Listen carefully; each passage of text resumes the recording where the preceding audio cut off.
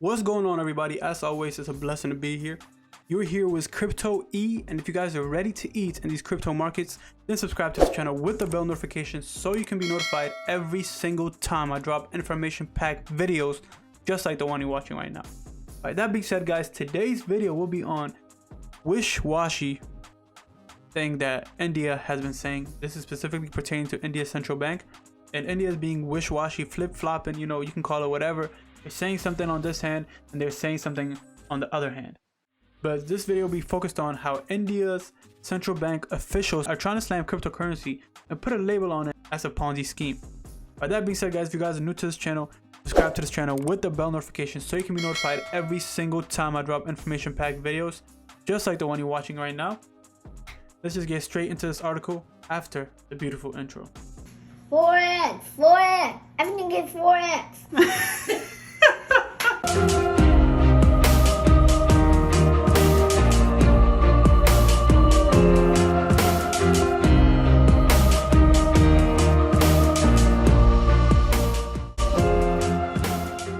But take a look at this. Central Bank of India is labeling and trying to label cryptos as a Ponzi scheme. A senior official at India's central bank has called a total ban on cryptocurrency activity in the country, saying that arguments for the digital generated currency does not stand up to scrutiny. Let's scroll down and just take a look at what they did last time though. But hasn't even been 2 weeks if I'm not mistaken.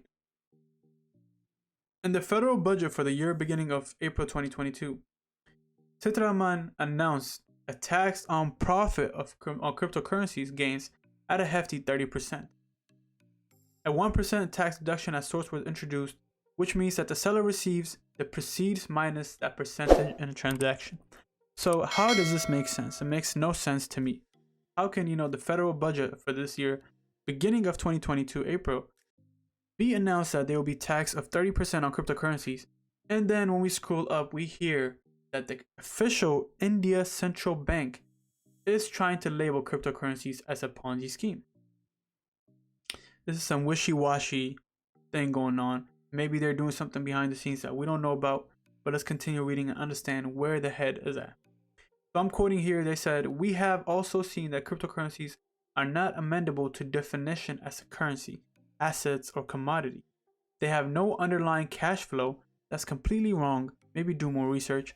They have no intrinsic value, that they are akin to Ponzi schemes and may even be worse." If they have no intrinsic value, or they are not a currency, asset, or commodity, then how, for example, is Bitcoin at 43,000? How, for example, is Ethereum at 31,000? How, for example, Binance coin is around $400? How, for example, cryptocurrency exchanges are profiting like crazy? How, for example, is a cryptocurrency market cap in almost $3 trillion market cap around 2-3 months ago? How does that make sense? It's currently hovering at $1.9 trillion. How can you call that a Ponzi scheme? It makes no sense to me. Officials call for crypto ban. He added that banning all cryptocurrencies activities is, quote, perhaps the most advisable choice open to India. These banks always have something behind the scenes. This is what I'm trying to get into and dig into specifically on this video, because I'm just trying to let you guys know what they're saying, but they're definitely doing something on the back end. I can never ever trust the central banks. I can't even trust a small bank. But 25 India crypto platform struggles. Only about the current around 25 million active users, with assets estimated at 6 billion out of the country's 1.4 billion population. Of course, how would you expect more people to keep on growing and using cryptocurrencies and to be active users if you're telling them that you're trying to ban it or label it as a Ponzi scheme? A lot of people are scared to invest in this type of thing. They rather have physical cash to where they can always move it around. They rather have physical cash to where they can just be like, aha, I have it here in my hand. And they don't know how the online system or the online cryptocurrency system works. I know even personally, some people, they don't even have online banking. So getting into the cryptocurrency world is very different and very, a struggle to compare to what they've been used to, specifically older folks. But when you teach them how to do it, they can understand. But when you're labeling it as a Ponzi scheme, and specifically this is a Central Bank of India, how can you even expect more people to hop into it or to get into it and understand the space? You can't. So that's the reason, there you go, why only 25 million active users out of 1.4 billion people population, and still at $6 billion, and it's only 25 million people. That's still insane. Continuing on, crypto threatens financial stability. So why do you guys think the banks are scared? Because it threatens financial stability. Nobody will be the middleman anymore. They won't be able to get their middleman cut. That's why they flip-flopping, you know? Wishy-washy. Anyways, quote, investors in cryptocurrency should keep in mind that they are investing at their own risk. They should also keep in mind that the cryptocurrency has no underlying, not even a tulip. End quote. The RBI Governor Shaktikanta Das said last week. Anyways, this specific thing from here to here is what I say. I will not agree with the rest of this statement, but I always tell people, even when they come on the channel, I'm not a financial advisor. Invest at your own risk. You make the final call at the end of the day. When the wallet leaves, when your money leaves from your bank account to crypto or any crypto exchange, you make the final call. So claim whatever risk comes with it. But I'm definitely not going to accept that it's not even a tulip. This is just sad. But I'm telling you guys, allegedly, what I think is they're definitely packing their bag.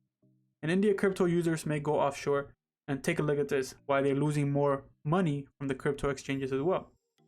India crypto users may go offshores. Quote, the government has the sovereign right to tax profit made from cryptocurrency transactions. At the end of the day, you live in their country. It is what it is. And the decision on banning or not banning will be taken based on feedback from consultations. I'm not doing anything to legalize or ban cryptocurrencies at this stage, Sitharaman told lawmakers last week. But if you're speaking on it and calling it a Ponzi scheme, what kind of issue do you think it will have with the public? Quote, my plan is to shift my wallet to my brother who lives abroad. And this is a crypto user speaking, by the way. He can hold it for 5 to 6 years and sell it, he said. End quote. Hey, if this is what you guys are going through, and if this is what you want your citizens to go through, it is what it is. At the end of the day, more money and more investors will leave the country, or even transfer money out the country, which is bringing your GDP down. It brings everything down in your country, hurting your country when other countries are prospering, and you're still trying to ban it just to make the central bank profit and hurt your people inside. That's a shame to me. At the end of the day, I have no control over the countries. I'm just reporting on what I see. And this is what I got for you guys from India's central bank, claiming that crypto is a Ponzi scheme, and they're completely wrong. By that being said, guys, I'm Crypto E with your exchange. If you guys are interested in anything we talked about or anything about crypto related, then subscribe to this channel with the bell notification so you can be notified every single time I drop information packed videos, just like the one you're watching right now.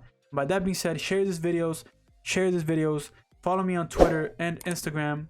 You guys can see here, I post daily on those platforms. I'll see you guys in the next video. God bless. Peace out.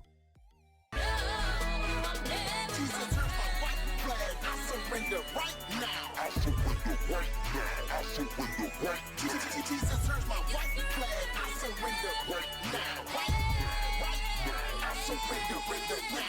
now.